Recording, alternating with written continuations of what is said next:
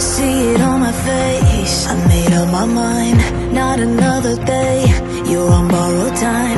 Let me get away, yeah I'm running, yeah I'm running. So love me or leave me, I'm standing alone. Can't shake a feeling that lives in my bones. Lie to me, tell me you wish that you could, but nothing you gave me is worth what you took. Cause baby when I'm gone for good.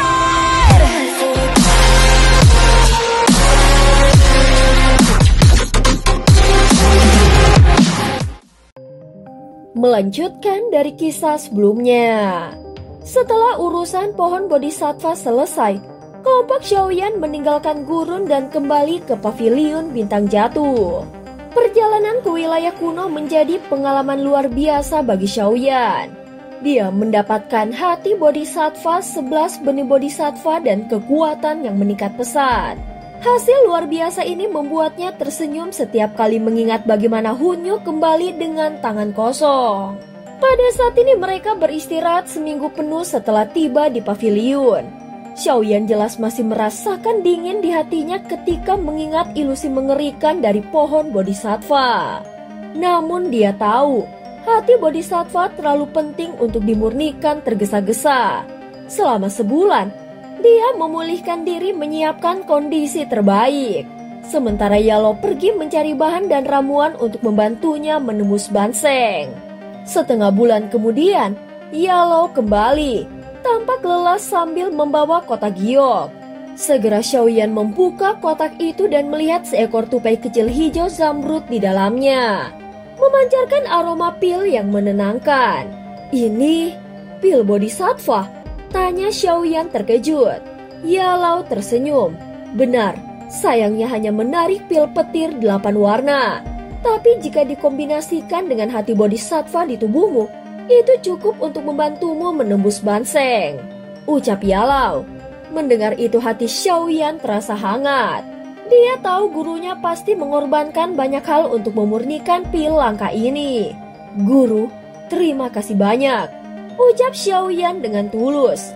Yalo tersenyum lembut.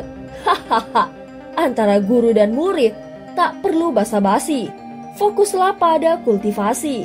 Urusan paviliun bintang jatuh dan aliansian biar aku yang urus. Kau harus berhasil menembus Banseng, atau kau takkan sanggup menaklukkan Purifying Demon Lotus Flame 3 tahun lagi, ucap Yalo. Xiaoyan mengangguk. Jelas dia tahu keberhasilan kali ini akan menentukan apakah dia mampu menantang klan Hun dan melindungi orang-orangnya. Pada saat ini Yalo menepuk bahunya. Tenang saja, aku juga akan membantu memperkuat Cailin, Dokter Pri Kecil dan King Lin. Mereka wanita luar biasa. Saat kau keluar dari retret, mereka tidak akan menjadi beban, ucap Yalo. Mendengar kata-kata Yalo, Xiaoyan mengangguk. Lalu dia mengeluarkan botol giok kecil. Guru, ini jiwa Han Feng. Hanya kau yang berhak menanganinya, ucap Xiaoyan. Yalo tertegun. Matanya muram menatap botol itu. Dulu Han Feng seperti anaknya sendiri, tetapi pengkhianatan itu meninggalkan luka mendalam. Pada saat ini dia menerima botol itu dengan tangan bergetar dan diam tanpa bicara. Melihat kesedihan gurunya, Xiaoyan berlutut dalam-dalam. Guru telah membimbing dan membesarkanku seperti ayah sendiri. Murid ini bersumpah akan membalas semua penderitaan guru, ucap Xiaoyan. Saat ini Cailin juga berlutut di sampingnya sambil memeluk Xiao Xiao. Yalo tersenyum getir dan matanya sedikit lembab.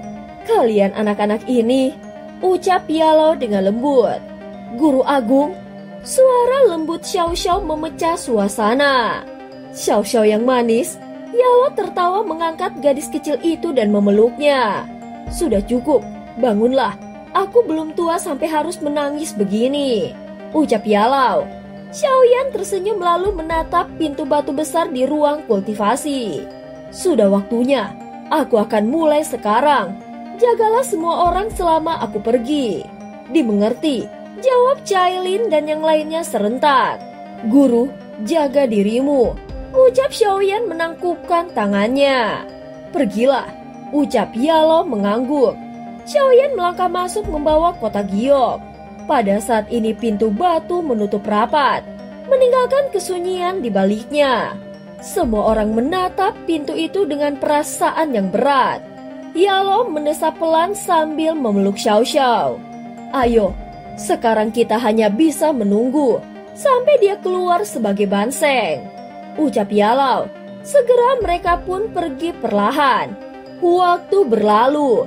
Saat ini 2 tahun telah berlalu sejak Xiaoyan memulai retretnya. Awalnya Yalo memperkirakan butuh paling lama 1 tahun bagi Xiaoyan untuk menembus ke ranah banseng, karena dia sudah memiliki hati bodhisattva dan pil bodhisattva. Namun prosesnya jauh lebih lama dari perkiraan. Pada saat ini gunung tempat dia berlatih kini ditumbuhi lumut dan rumputan. Tak seorang pun paviliun bintang jatuh berani mendekat, menjadikan area itu tempat suci. Walau khawatir, Yalo bisa merasakan aura Xiaoyan yang stabil, tanda bahwa muridnya masih dalam proses transformasi. Sementara itu dunia luar sedikit tenang. Hall of Soul belum menyerang, memberi waktu bagi paviliun bintang jatuh untuk memperkuat diri sendiri. Di bawah bimbingan Yalo dan Feng Zunze, banyak ahli bergabung setelah mendengar bahwa Yalo mampu memurnikan pil bodhisattva. Godaan ini membuat banyak Daozun puncak datang menjadi tetua tamu, berharap suatu hari layak menerima pil legendaris itu. Kekuatan paviliun pun melonjak drastis. Dalam 2 tahun, mereka menjadi salah satu faksi terkuat di Center Plains, sebanding dengan Sekte Langit yang mendalam. Namun pertumbuhan ini menimbulkan konflik. Wilayah mereka mulai bersinanggungan dengan Sekte Langit yang mendalam, hingga memicu pertempuran sengit yang berulang kali berakhir imbang. Tak lama kemudian, Sekte Langit yang mendalam membentuk aliansi Sungai Mendalam bersama Lembah Sungai Es, Paviliun Petir Angin, dan beberapa sekte besar lainnya. Tujuannya jelas menghentikan kebangkitan Paviliun Bintang Jatuh. Oleh karena itu, mereka langsung melancarkan serangan ke Paviliun Bintang Jatuh. Meskipun dikepung, Yalo memilih tak melawan secara langsung.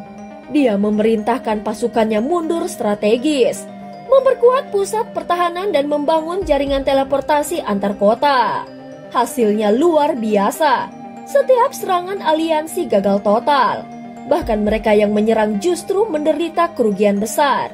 Setelah berbulan-bulan kebuntuan, aliansi itu akhirnya mundur dan reputasi Paviliun Bintang Jatuh pun meroket. Namun tak lama setelah kedamaian sementara tercipta, berita mengejutkan mengguncang Center Plains. Klan Ling yang merupakan salah satu dari 8 kuno lenyap tanpa jejak. Ketika beberapa ahli pergi menyelidiki, mereka mendapati alam klan Ling benar-benar kosong. Jutaan orang menghilang begitu saja. Isu itu sontak menimbulkan kehebohan besar. Semua klan kuno mengirim orang untuk memeriksa, tetapi hasilnya nihil. Tak satu pun anggota klan Ling yang tersisa. Spekulasi pun muncul, sebagian yakin klan Ling dimusnahkan secara misterius. Sebagian lain menduga bahwa mereka memindahkan seluruh klan ke dimensi tersembunyi. Tetapi tidak ada jejak kekuatan spasial yang menunjukkan hal tersebut. Akhirnya, kecurigaan mengarah pada satu hal. Itu adalah giok kuno Dewa Tause. 8 batu giok peninggalan Daudi yang memuat rahasia menuju keilahian, yang mana setiap klan memiliki satu potongan, dan siapapun yang mengumpulkan semuanya bisa membuka rahasia itu. Maka muncul dugaan mengerikan. Klan Ling menghilang karena seseorang mengincar batu giok kuno mereka. Dan jika itu benar, hanya 2 klan yang cukup kuat untuk menaklukkannya tanpa meninggalkan jejak. Itu adalah klan Gu dan klan Hun. Di antara 6 klan kuno yang tersisa, klan Gu dikenal paling kuat. Namun jika bicara sejarah, klan Hun adalah yang tertua dan paling misterius. Tak ada yang tahu seberapa besar kekuatan mereka. Dalam perang besar masa lalu, klan Hun tak pernah kalah maupun menang, dan justru itu membuat mereka menakutkan. Bahkan klan Gu pun tetap waspada terhadap mereka. Kedua klan ini adalah faksi terkuat di benua Dauki. Karena itu, ketika klan Ling tiba-tiba lenyap tanpa jejak, Hanya klan Gu dan klan Hun yang dicurigai. Meski tidak ada bukti, 4 klan lainnya menjadi lebih berhati-hati. Semua tahu jika benar mereka mengejar Gyo kuno Dewa Tause, maka 4 klan yang tersisa bisa menjadi target berikutnya. Pada saat ini klan Gu tidak bisa berbuat banyak. Takut gerakan mereka menimbulkan lebih banyak kecurigaan. Sementara klan Hun bersikap seperti biasa, dingin dan tak peduli dengan siapapun. Akhirnya masalah klan Ling perlahan tenggelam. Tak ada perang besar terjadi. Hanya tersisa ketegangan yang terlihat di antara 6 klan kuno. Waktu pun berlalu. 2 tahun sejak Xiaoyan mengasingkan diri di gunung. Tak ada tanda-tanda aktivitas dari tempat retretnya. Bahkan pintu batunya kini tertutup lumut. Halo kakak-kakak semuanya, maaf ya Mihu iklan sebentar. Mihu minta tolong untuk klik hype di kolom komentar ya, biar Mihu lebih semangat lagi. Terima kasih semuanya. Yuk lanjut lagi ceritanya. Banyak murid muda Paviliun Bintang Jatuh telah tumbuh menjadi senior. Sementara generasi baru terus berdatangan. Namun ketenangan 2 tahun ini membuat beberapa tetua mulai kehilangan harapan. Tak ada fenomena alam apapun yang biasanya terjadi saat seseorang menerobos ke kelas Banseng. Yalo yang bisa merasakan keraguan itu hanya diam. Dia percaya sepenuhnya pada Xiaoyan. Pemuda itu pernah sendirian menantang aula jiwa untuk menyelamatkannya. Sejak saat itu, Yalo tahu Xiaoyan akan terbang tinggi di langit dunia Daoqi. Menatap pintu batu yang sepi, Yalo mendesah pelan. Anak kecil, retret panjangmu benar-benar membuat khawatir orang lain. Pada saat ini tiba-tiba cahaya ungu melesat dari kejauhan. Cailin muncul di belakangnya, wajahnya tampak muram. Yalo, ucap Cailin. Apa yang terjadi? Tanya Yalo terkejut. Cailin menatap pintu batu lalu mengeluarkan kartu merah darah. Ini dikirim oleh aliansi Sungai Mendalam, jawab Cailin. Yalo membuka kartu itu, 3 huruf merah besar menyambutnya. Deklarasi perang. Dia tersenyum dingin. Setengah bulan dari sekarang, mereka akan datang ke Paviliun Bintang Jatuh untuk bertarung. Pemenang akan mengambil semuanya. Mereka berani menantang kita di wilayah kita sendiri.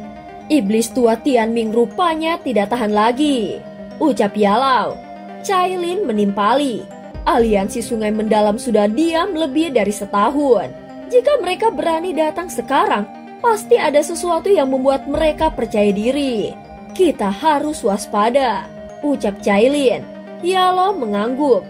Dia tahu setelah perang besar setahun lalu, musuh tidak menyerang lagi karena takut pada kekuatan Banseng miliknya. Sekarang dengan beraninya mereka menantang, jelas ada sesuatu yang berubah. Panggil semua sesepuh yang tidak sedang bertugas. Perketat penjagaan di kota-kota besar.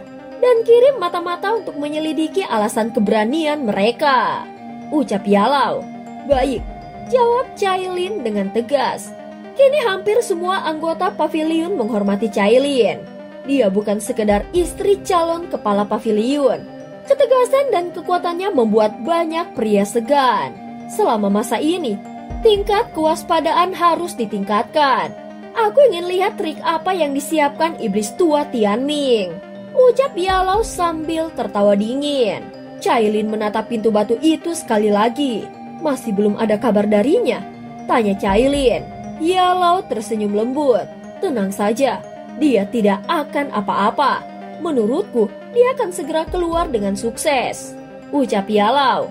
Cailin hanya bisa tersenyum getir. Dia sudah mendengar kata itu terlalu sering. Ayo pergi, masih banyak yang harus disiapkan. Aliansi Sungai Mendalam datang bukan untuk bersahabat. Yalo berbalik lagi diikuti oleh Cailin. Namun tak lama setelah mereka pergi, lumut di pintu batu besar itu bergetar pelan dan retakan kecil muncul di sana. Hari ini Paviliun Bintang Jatuh dipenuhi banyak orang karena kartu tantangan dari Aliansi Sungai yang Mendalam.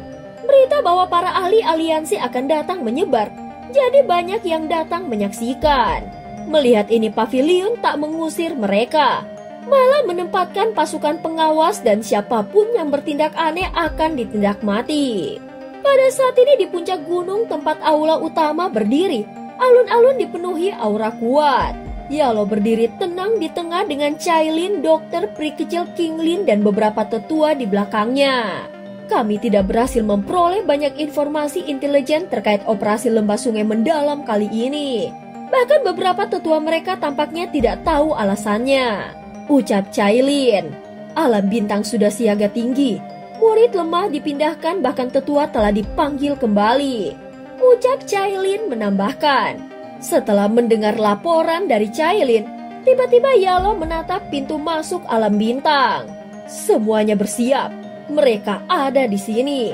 Pada saat ini sebuah celah ruang muncul, gelombang aura menyeramkan menyapu.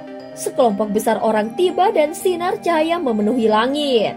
Di antaranya berdiri seorang tetua berjubah abu-abu. Itu adalah iblis tua Tianming, yang tampak sederhana namun berbahaya. Yao Chen, sudah bertahun-tahun. Apa kabar? Ucap Tianming sambil tersenyum tipis. Iblis tua Tianming, tidak terduga bahwa kau masih hidup. Ucap Yalau. Hahaha, bahkan seseorang sepertimu yang hanya memiliki jiwa yang tersisa dapat dihidupkan kembali. Bagaimana aku bisa mati begitu mudah? Ucap Tianming tersenyum. Pada saat ini Yalo mengabaikan iblis tua Tianming. Di belakang Tianming terlihat sekitar 100 ahli aliansi sungai yang mendalam dan setengahnya berada di tingkat Daozun. Ditambah dengan Tianming di tingkat Banseng. Barisan itu jelas mengancam, tetapi bukan berarti pavilion tak berdaya.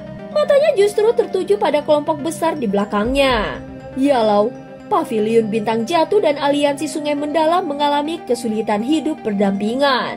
Pada akhirnya, diriku yang dulu harus melangkah maju. Yalau, karena kita adalah kenalan di masa lalu. Selama pavilion bintang jatuhmu menarik diri 500 km dari wilayah aliansi sungai yang mendalam, serta berjanji untuk tidak memulai konflik apapun dengan aliansi sungai mendalam di masa depan.